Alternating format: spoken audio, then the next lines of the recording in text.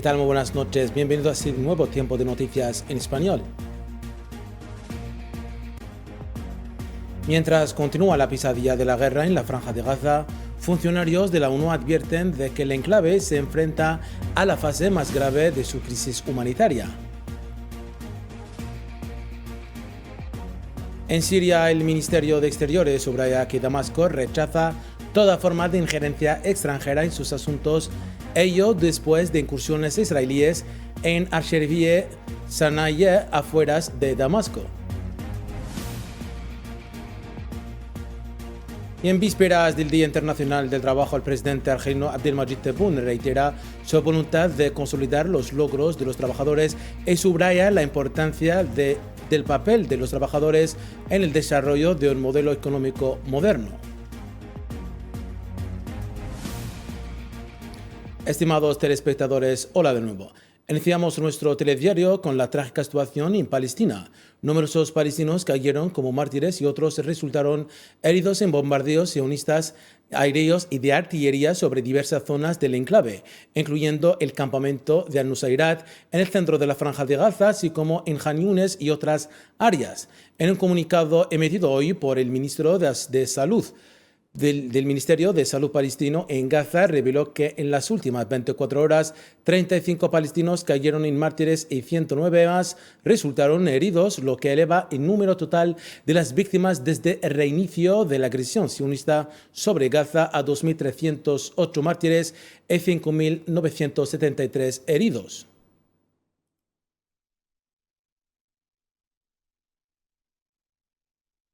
La Agencia de la ONU para los Refugiados Palestinos, UNRWA, ha alertado sobre la desoladora situación en la Franja de Gaza, donde la hambruna amenaza con afectar a los palestinos de manera aterradora. En declaraciones a la prensa, Dontan Fowler, director de comunicaciones de la UNRWA, afirmó que Gaza vive sus momentos más críticos debido a la guerra de exterminio llevada a cabo por Israel, que desde hace 19 meses utiliza el hambre como arma al bloquear todos los suministros mediante el cierre de los pasos fronterizos. Es difícil encontrar palabras para describir la situación actual en Gaza. Es como los horrores del día del juicio final y carece de los mínimos principios humanos. Considero que la Franja de Gaza está atravesando la peor fase de la crisis humanitaria que ha vivido desde el inicio de la guerra de exterminio israelí. Es natural que los palestinos en la franja no encuentren nada que comer, debido a que Israel ha bloqueado la llegada de ayuda alimentaria y suministros durante más de 50 días. Este asfixiante bloqueo israelí sobre la franja es un fracaso de la comunidad internacional y una verdadera vergüenza.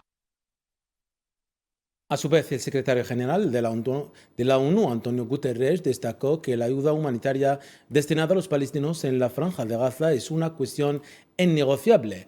En un tuit publicado el miércoles en la plataforma X, Guterres subrayó que desde hace 2 meses Israel ha bloqueado la entrada de alimentos, combustible, medicamentos y suministros comerciales a Gaza, privando a más de 2 millones de personas de asistencia vital. Además, enfatizó la necesidad de aprobar y facilitar los programas de ayuda.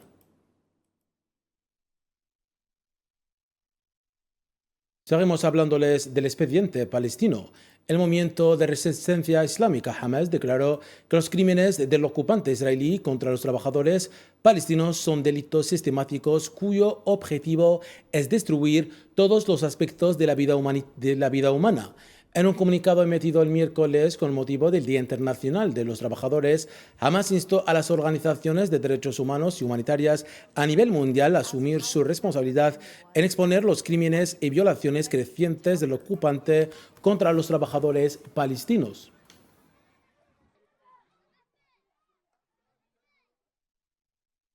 Los colonos israelíes irrumpieron este miércoles en los patios de la mezquita de Al-Aqsa en la ciudad vieja de Al-Quds ocupada bajo la protección de las fuerzas de ocupación israelíes. Según informó la agencia de noticias palestina Wafa, los colonos ingresaron en grupos, realizaron recorridos provocativos por los patios y llevaron a cabo rituales talmúdicos. Además, las fuerzas de ocupación reforzaron sus medidas de seguridad en los accesos al complejo, lo que resultó en restricciones adicionales para los fieles palestinos que intentaban acceder a la mezquita para la oración.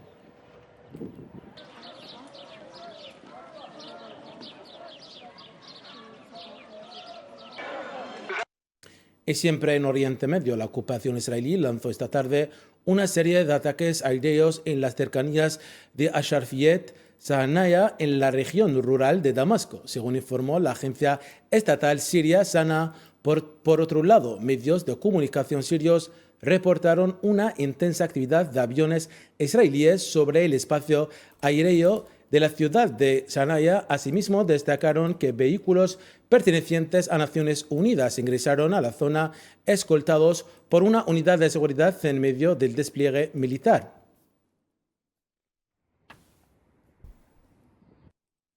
En este contexto, las autoridades sirias retiraron su rechazo categórico a todas las formas de injerencia extranjera en sus asuntos internos. En un comunicado oficial, el Ministerio Sirio de Asuntos Exteriores subrayó que Damasco considera completamente ilegítimas y absolutamente inaceptables las recientes convocatorias lanzadas por grupos fuera de la ley, implicados en actos de violencia en territorio sirio, que han solicitado lo que denominan una protección internacional. Las acciones recientes constituyen una amenaza directa a la unidad del país y atentan contra los esfuerzos nacionales destinados a restablecer la seguridad y la estabilidad en todo el territorio sirio. La República Árabe Siria reafirma su compromiso inquebrantable con la protección de todos los componentes del pueblo sirio, sin excepción, incluidos los ciudadanos de la honorable comunidad drusa, que ha sido y sigue siendo una parte integral y auténtica del tejido nacional sirio. Siria reitera enfáticamente que todas las cuestiones de carácter nacional deben abordarse exclusivamente a través de mecanismos soberanos internos y rechaza categóricamente cualquier intento de imposición o injerencia externa. La soberanía de Siria no está sujeta a negociación ni puede ser objeto de debate. Actualidad nacional ahora. El presidente de la República, Abdelmadjid Tebboune, subrayó este miércoles su voluntad de seguir consolidando los logros conseguidos para los trabajadores, reafirmando su determinación de culminar el proceso de construcción nacional, cuyo camino fue trazado por los precursores, ello con el fin de preservar la independencia de decisiones y las capacidades y riquezas de la nación. El presidente Tebboune se expresaba en un mensaje enviado con motivo del Día Internacional del Trabajo, que se coincide con el 1 de mayo de cada año.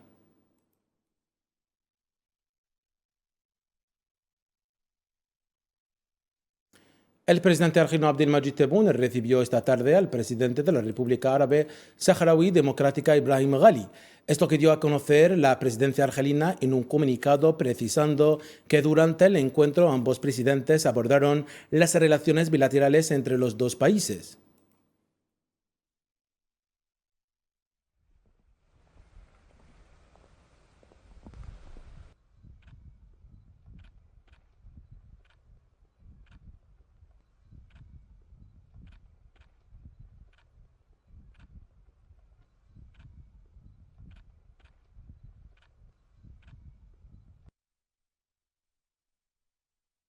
Anteriormente, el presidente argelino Abdelmadjid Tebboune recibió al ministro de Asuntos Exteriores de la República de Ghana, Samuel Okdzeto Ablaku. Según un comunicado de la presidencia argelina, la misma fuente precisó que a la reunión asistieron el director del gabinete de la presidencia de la República, Boualem Boualem, y el ministro de Estado y ministro de Asuntos Exteriores, Ahmed Attaf.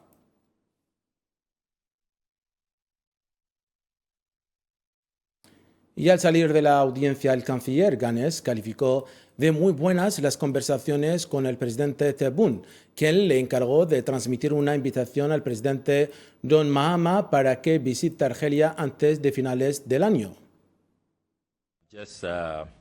finished a very good meeting. He mantenido un encuentro positivo con el presidente argelino, quien nos brindó una cálida acogida. La conversación fue fructífera. Le transmití al presidente los cordiales saludos por parte de su hermano, el presidente John Mahama. En esta ocasión, el presidente Tebboune me encargó entregar una invitación al presidente Mahama para visitar Argelia antes de que finalice el año y con gusto aceptará dicha invitación. Quiero expresar mi agradecimiento a mi hermano, el ministro argelino de Asuntos Exteriores, por las conversaciones fructíferas que hemos mantenido, donde hemos firmado un acuerdo de exención de visado para los titulares de pasaportes diplomáticos y de servicio, y próximamente firmaremos un segundo acuerdo que incluirá los titulares de pasaportes ordinarios con el objetivo de intensificar el intercambio comercial.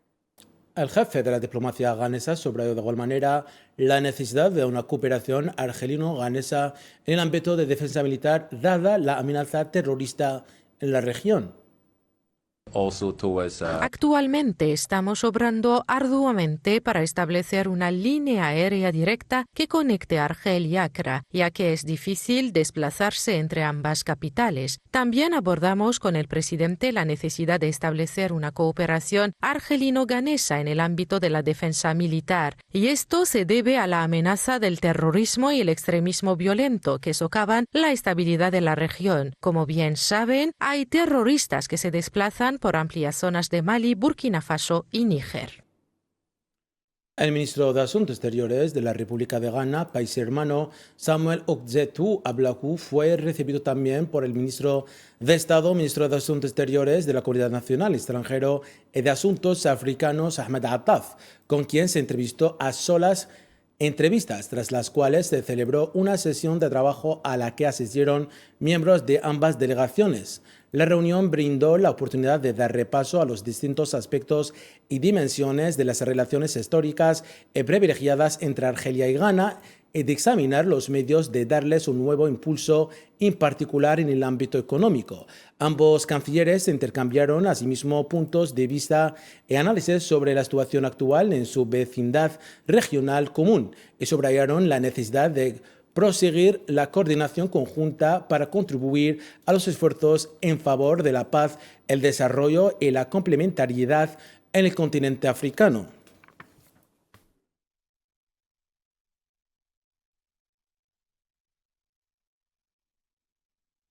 Siempre con actualidad nacional, el ministro argelino de los Mujahideen o excombatientes, el Haider Biga, y el primer ministro de vietnamita y ministro de Asuntos Exteriores Bui Tan reafirmaron la profundidad de las relaciones de amistad y solidaridad entre Argelia y la República de Vietnam y su voluntad de ampliar su cooperación mutua. Un comunicado del Ministerio Argelino de Asuntos Exteriores precisó que el ministro Derbiga fue recibido por el ministro vietnamita de Asuntos Exteriores durante su visita a Vietnam, donde representa al presidente de la República Abdelmadjid Tebboune en las ceremonias del 50º aniversario de la liberación de Vietnam del Sur.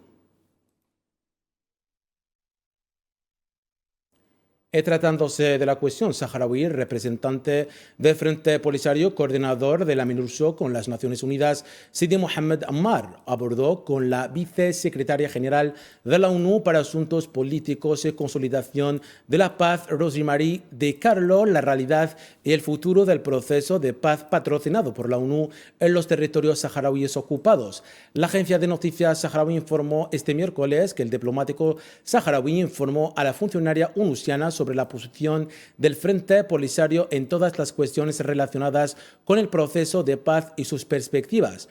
Ambas evocaron, por otro lado, los esfuerzos del enviado personal del secretario general Staffan de Mistura en el Sahara Occidental para relanzar el proceso de paz estancado debido a los obstáculos de la ocupación marroquí que desea consolidar su ocupación ilegal en los territorios saharauíes.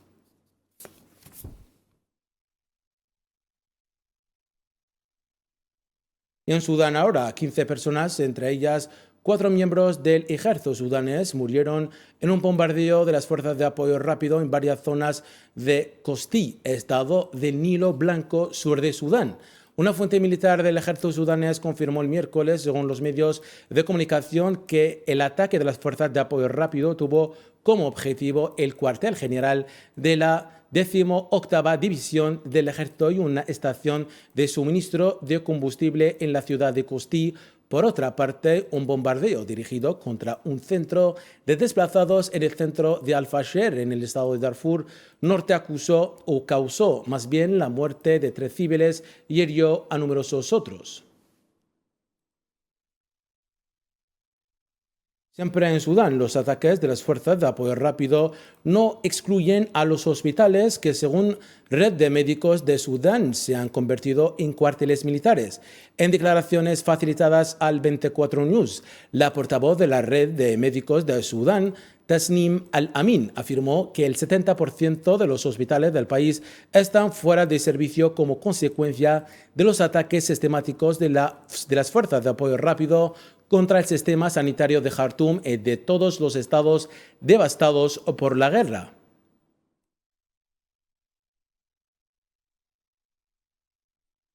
En el resto de la actualidad internacional, desde miércoles, el ministro iraní de Asuntos Exteriores, Abbas Araghchi, afirmó que su país mantendrá negociaciones con la Troika y europea formada por Gran Bretaña, Francia y Alemania el viernes, antes del inicio de la 4ª ronda de negociaciones con Estados Unidos. En declaraciones a la prensa, Araghchi criticó el enfoque de los 3 países europeos en las negociaciones, diciendo que estos países están desempeñando un papel menos eficaz en el curso de las negociaciones debido a las políticas erróneas que han adoptado.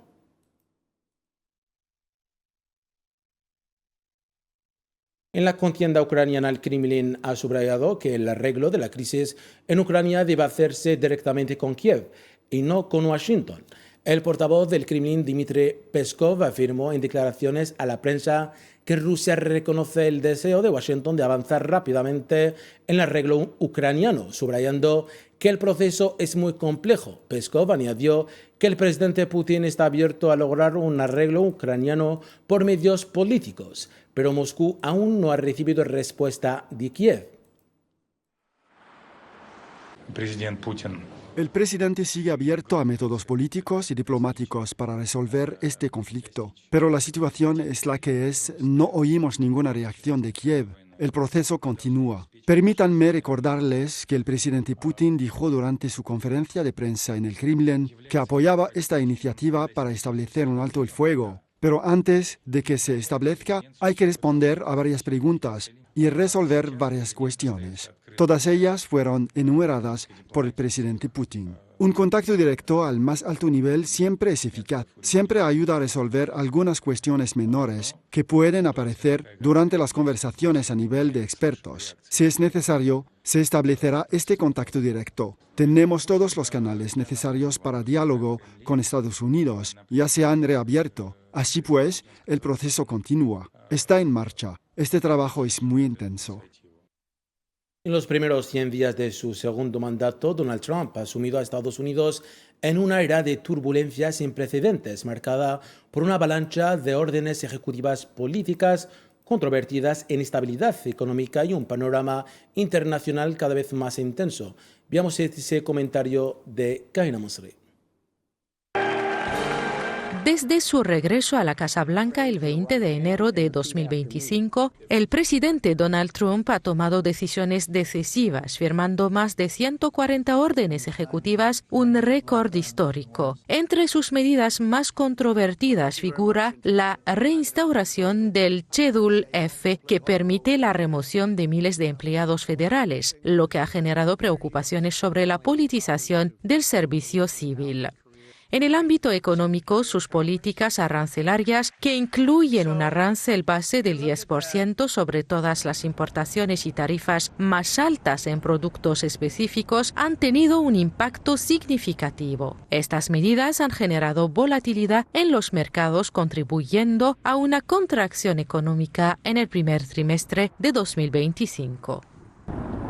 En materia de inmigración, la administración Trump ha adoptado políticas estrictas, lo que ha resultado en una caída en los cruces ilegales, pero también ha suscitado cuestionamientos sobre el respeto de los derechos humanos. En el plano internacional, Trump ha tomado un rumbo hacia el aislamiento, distanciándose de las alianzas tradicionales y acercándose, entre otras partes, de Moscú, lo que ha provocado críticas entre los aliados de Estados Unidos, quienes se sienten incómodos con su enfoque. Con el cumplimiento de sus primeros 100 días en su cargo y a pesar de las múltiples controversias, Trump mantiene un fuerte apoyo entre sus seguidores, quienes respaldan sus políticas audaces. Las decisiones que tomará en los próximos meses serán cruciales para definir el rumbo de su segundo mandato y su impacto a largo plazo en Estados Unidos. Desde el inicio de la administración del presidente estadounidense Donald Trump, México ha recibido cerca de 39.000 inmigrantes deportados de Estados Unidos, de los cuales 33.000 son mexicanos. Es lo que afirmó la presidenta mexicana Claudia Sheinbaum. Desde que entró el gobierno del presidente Trump, 38.757 personas, de las cuales 33.311 son mexicanas y 5.446 son extranjeros. Ya cada vez llegan menos personas de otras nacionalidades porque el gobierno de los Estados Unidos tiene acuerdo prácticamente con todos los países y entonces se envían directamente los aviones a los países en donde las personas tienen nacionalidad, a su nacionalidad. Estimados fieles telespectadores, con esta noticia pues cerramos las páginas de nuestro telediario de esta noche. Gracias por su amable atención. Cita mañana. Adiós.